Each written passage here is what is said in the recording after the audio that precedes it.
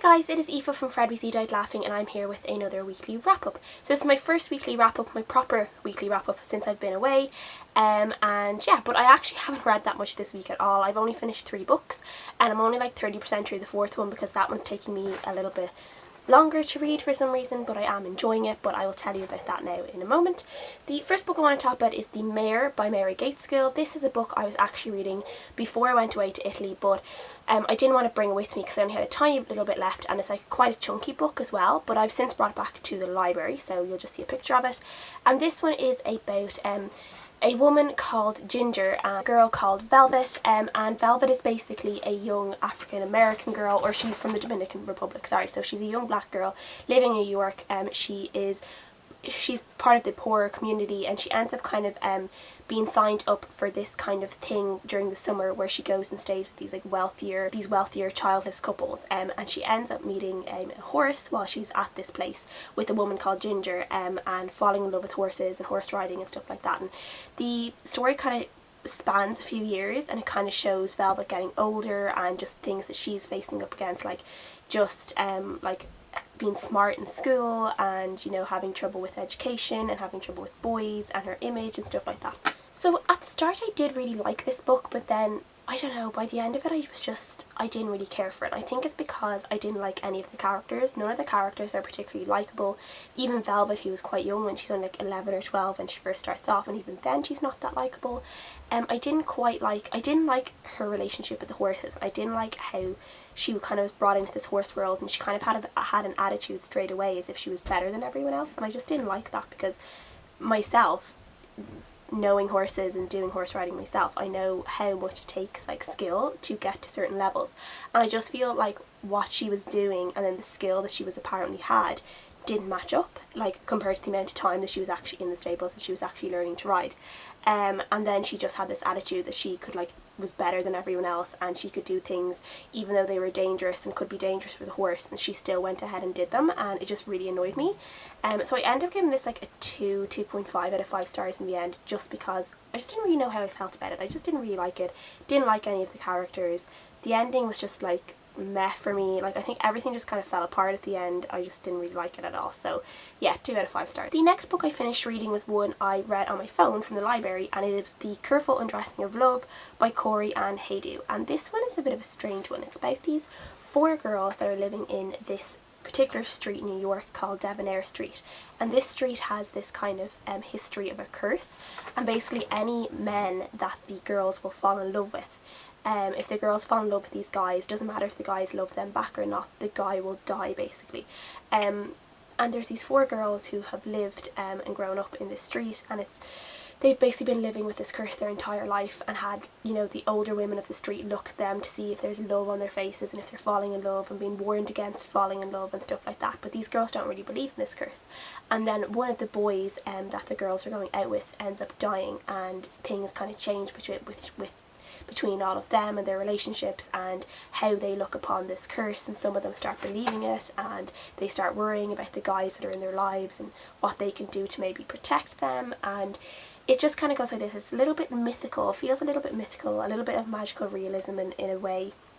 It's kind of this different kind of New York as well. I mean, there's mentions of like everything that we would know, like the Twin Towers, and all this kind of other stuff, but then there's all these other mentions of these bombings that are going on, but you never find out what kind of like terrorism that is, if it's any particular groups or not, but we do know that it happens quite a lot, and it's something that they've lived with like their whole lives, and it's something that's tied into themselves, being Debonair street girls, being related to victims of these bombings as well, kind of it takes them apart from the normal population, I guess, of the world and of New York and stuff like that. So they kind of have a lot of like eyes on them all the time.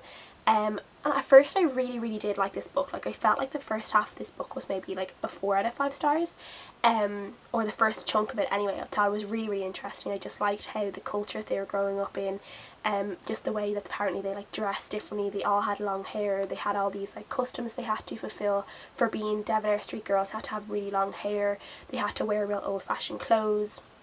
They had to wear keys around their necks because apparently if they don't wear keys then they're going to be bad girls or something, but they needed to wear keys around their necks.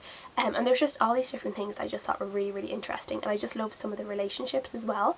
There were just some really nice relationships there and descriptions of relationships, and there was a real warm, lovely feeling at the start of it. And then I think it kind of just lost its way in the middle, and it kind of just went away where I just wasn't sure where it was going, and yeah, I just kind of got a little bit fed up of it. So I gave it like a 3 out of 5 stars in the end, where like the start of it probably would have been a 4, but it just kind of lost its own way, and I think it just got lost in the whole debonair street girl thing, and I feel like a proper plot didn't get picked up properly. And I felt like the ending as well was a little bit disappointing, so I gave it a 3 out of 5 stars. The last book I finished this week was a one called Breakwater by Catherine Jones Payne. This is one I got from NetGalley, and it is a mermaid kind of YA fantasy book, obviously. And this is just about a mermaid called Jade, and she's engaged to this warrior, kind of, well, not a warrior, like a soldier, or a general or something, called Tor, and she's pretty happy about this. It's an arranged marriage. She doesn't love him, but she thinks she's going to have like a good life with this guy, just for her social status as well. It's going to be good. And then she ends up finding him with the dead body of a naiad, who's kind of this water creature that lives in this like mermaid kingdom, but the naiads aren't treated very well. They're all servants, but they're not treated with the same kind of rights as mermaids have. And he basically tries to shush up this murder that he's after murdering this girl, and she basically tells the authorities on him, and she basically gets a lot of hate on her because she has thrown this guy into a really bad light. And it's kind of more like this, almost like a political thing, because it's showing like this whole book is more about like how the naiads are treated, how Jade kind of gets involved in the fight for like more rights for the naiads and how they're treated and stuff like that. So there's a little bit like a social justice thing around it. And like there's part of it that I did like, but I felt like most of this book was actually quite boring. And there was this guy that like showed up in the middle of it out of nowhere, and she was like, oh, that's that guy that I was in love with while I was in school. I still love him now. And you're just kind of like, this guy, like, he just literally just appeared and you're already like saying you're in love with him.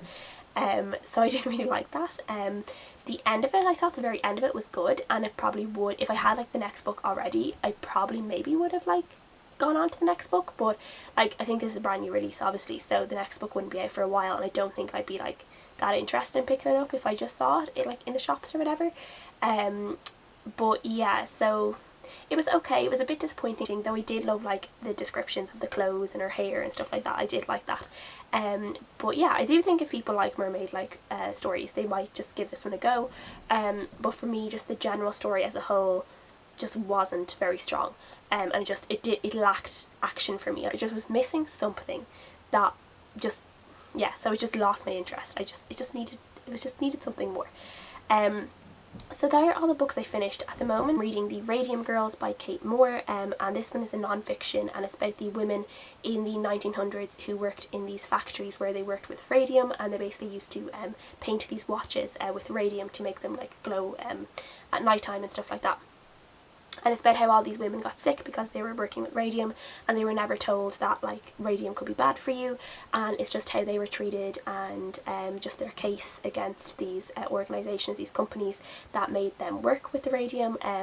And yeah, it's really, really good at the moment. I'm going through it quite slowly, but I'm really enjoying it, so that is good. So yeah, that is everything I've read this week. This wrap up was a bit all over the place, so I apologise for that.